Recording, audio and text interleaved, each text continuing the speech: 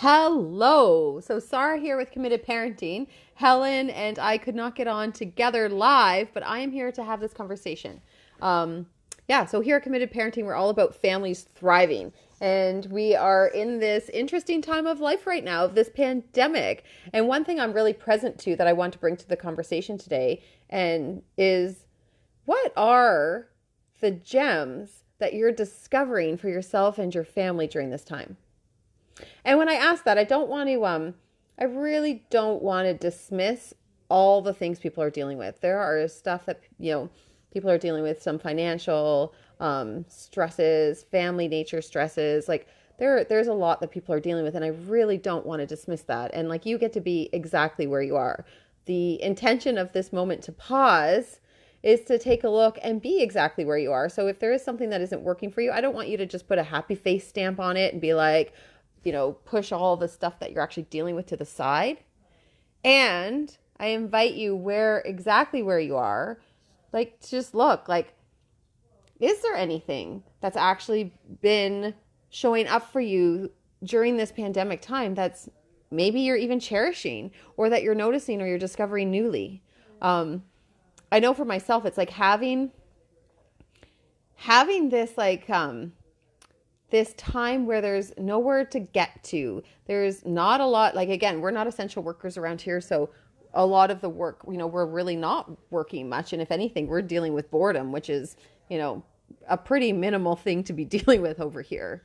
But really inside of that, inside of having all this kind of time and space, it's like the opportunity for the simple things that we kind of didn't ever do or haven't done in a long time. Like reading stories with my boys. I remember when my guys were younger and we would just sit around in sleeping bags and read nighttime stories on the couch. And I used to just cherish those moments so much.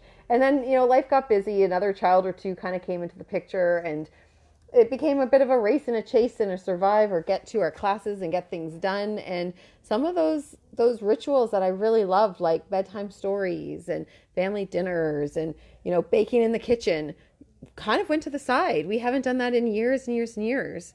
And now it's like this opportunity where all of those things that I just cherished and loved, there's ample time. Like time is so not a reason right now for anything in our family. And, other things might be a reason of why we can't do things like going out or getting certain things or being with people, but time isn't one of them. And so I just love it. Like every night before bed, actually, my husband has been reading our little guy, who's not that little, he's 10, bedtime stories. And it's awesome because, being the youngest of a whole bunch of brothers, my youngest guy tends to toughen up and be a lot older than he is because he's really trying to keep up with the kind of the teenagers in the house or to be the cool kid with their friends. And it's this opportunity to just pause and sit down and read a book. And some of the books he loves tends to right now to be the younger books. Like he's loving like the Richard Scarry and the Scaredy Squirrel and, Munch and Dr. Seuss, like all of these kind of books that, he doesn't usually allow himself to play in a child's world because he's always trying to be like his older brothers. And so it's like this cherished moment where, this 10-year-old, we get to be with him. My husband gets to be with him and have these moments of connection, or I get to snuggle up with him and have these moments of connection.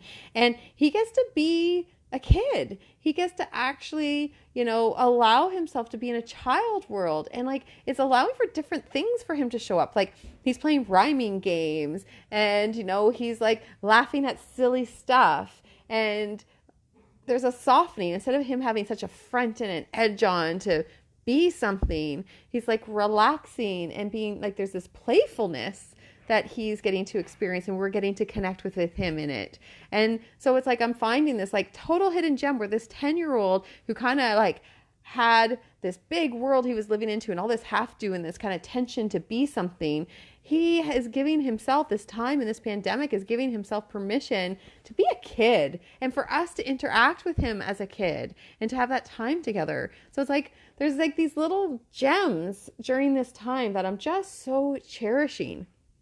Last night, right now we're a whole house. All my boys are in the house, which is a rare treat. So my 21-year-old, 18-year-old, 15-year-old, they're all here. And last night we just had this awesome family dinner and we played card games after card game after card game. And we were just laughing and having so much fun, getting to know each other as individuals. And like, my 21-year-old and my 18-year-old, I don't spend tons of time with because they're really into like having their life and getting up to what they do. I'm related to them. We'll text often or we'll call, but to actually like, be around as a family, cheersing and playing cards and some people cheating and elbowing each other. And it's like, like I'm really filled up.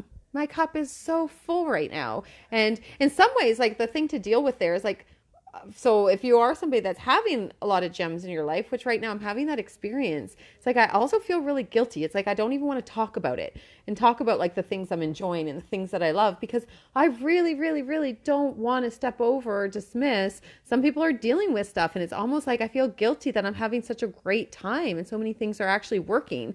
So that it's like, ooh, I'm kind of like want to like hide out and like just, keep it like a little veil over top of what our family's doing and the enjoyment and satisfaction we're having together as a family. But each of us get to be where we're at. And I'm also noticing, you can be having gems and things can get tough. It's like they don't have to be happening at two separate times. Like sometimes, I'm dealing with certain things and we can still find the gems inside of it. So the question is, what are the gems that are showing up in your life? What are the moments that are going to be now with you to just cherish or connect with?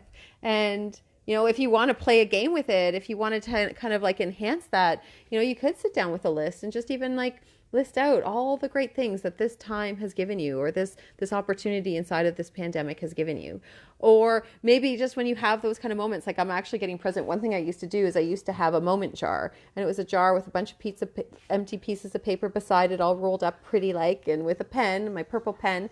And anytime a special moment happened, I would write it down and put it in the jar. And then at the end of the year, you could go through all of the moments that you really cherished. And I'm even thinking of reinstating that right now. It's just having a jar in the living room, and anytime anybody has a moment that they just want to remember or put into the, that moment jar, like you can. And, maybe on New Year's we'll open it up and we'll look back at this pandemic time and see all these kind of gems that really shaped us and made a difference.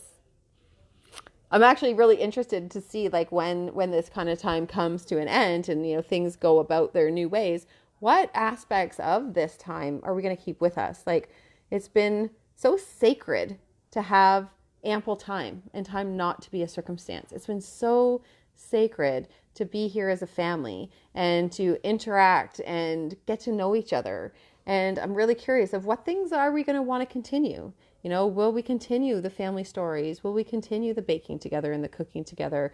And I'm looking for ways to remind myself of how filled up I get inside of this. And so having those collection jars, just like filling myself up with the joy and the gems of this opportunity of time and the reminder to slow down when we get back at it. So I invite you each to look at, where are the gems in your life showing up, and get present to them, get related with them, savor them, taste them, let them carry you through this. Awesome. Well, tomorrow, Helen and I will be together live at 12:30 p.m. Pacific time for our Families Thrive conversation. See you then. Bye.